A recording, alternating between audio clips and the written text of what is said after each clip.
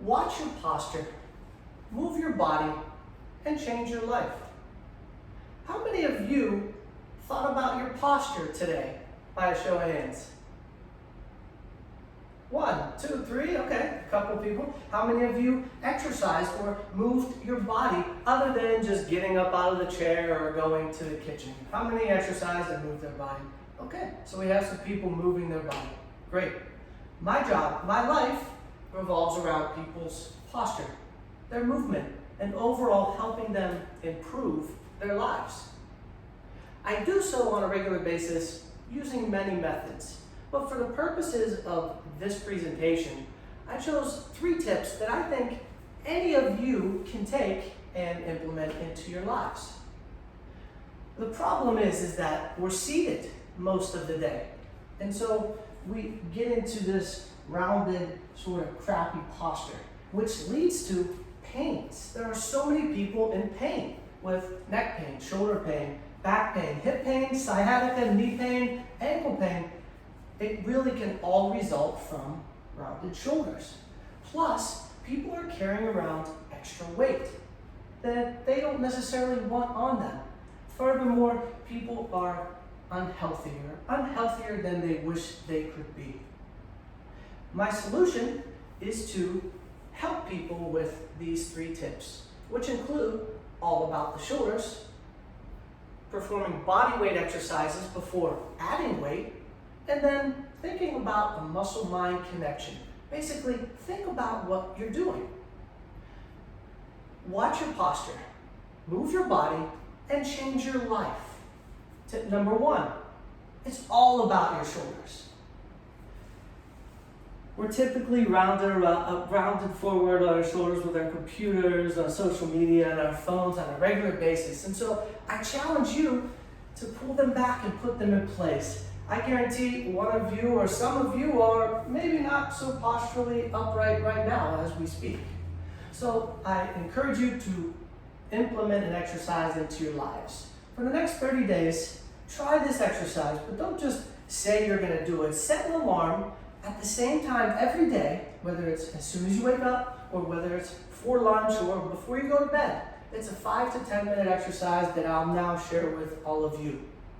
If I turn my back to you, I'm sorry I'm turning my back to you, but if you look at where your shoulder blades are trying to come together at your spine, that's the point where you want to try and strengthen. Those are your rhomboids responsible for helping to keep your shoulders back. So if you would all now join me in squeezing your spine with your shoulder blades. Hold for 3 seconds. Release back into your normal position. Repeat. Hold for 3 seconds. And then as you would do this during the day, you would repeat for 13 repetitions. That's 3 repetitions. After those 13 repetitions, you rest for 30 seconds. And then you repeat this way for 3 sets. Now that's a lot of 3s to help you out, to help you remember. 3-second holds, 13 repetitions, 30-second rests, and 3 sets. Try this on a regular basis every day for the next 30 days. Watch your posture, move your body, improve your life. Tip number 2, perform body weight exercises before you try to add an external source, before you try to add weight. Whether it's squatting or taking a walk, go up a hill, take a couple flights of stairs, take 5 to 10 minutes and move your body. It could be a push-up, it could be a lunge. Now, if you're about to argue with me that you can't squat, I would argue that everyone uses the toilet on a daily basis. Using the toilet, if I may, is a squatting position. What you're doing instead is performing it in repetition. You don't have to go all the way down to the toilet, but you do have to at least move your body and attempt this incredibly natural movement. So move body weight before adding weight, exercise, and incorporate them into your lives. Watch your posture, move your body, change your life. Tip number 3, make a muscle-mind connection. Unfortunately, we just get into the motions as human beings and we roll out of bed the same way, not even thinking what we used, or we pick something up off of the ground, not even thinking about what muscles we used. But when it comes to walking up a hill or squatting down, you're going to want to know which muscles you're using so that you can hold your body properly and so that you can make sure that the muscles responsible for the movement are in fact controlling the movement. Take, for example, a push-up. A push-up, you're supposed to use your pectorals assisted by your triceps. It's not a shoulder exercise. Unfortunately, with our slumped over shoulders, our chest becomes weak and they become tight. So your shoulders are going to want to jump in and help and assist with the movement. So when you're performing a push-up, almost anyone can do a push-up. It might not be proper. It might not be proper from straight legs. You can drop down to your knees.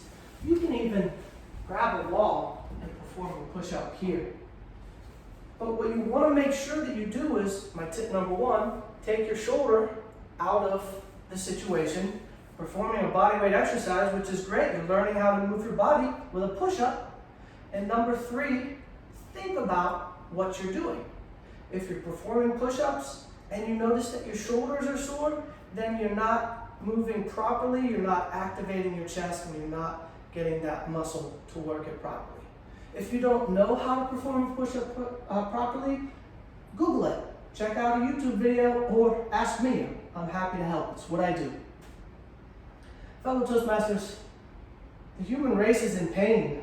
We're becoming more unhealthy, and unfortunately, a lot of people are carrying around more weight than they would like to. I encourage you to please take my 3 tips, incorporate them into your lives, watch your posture, move your body, and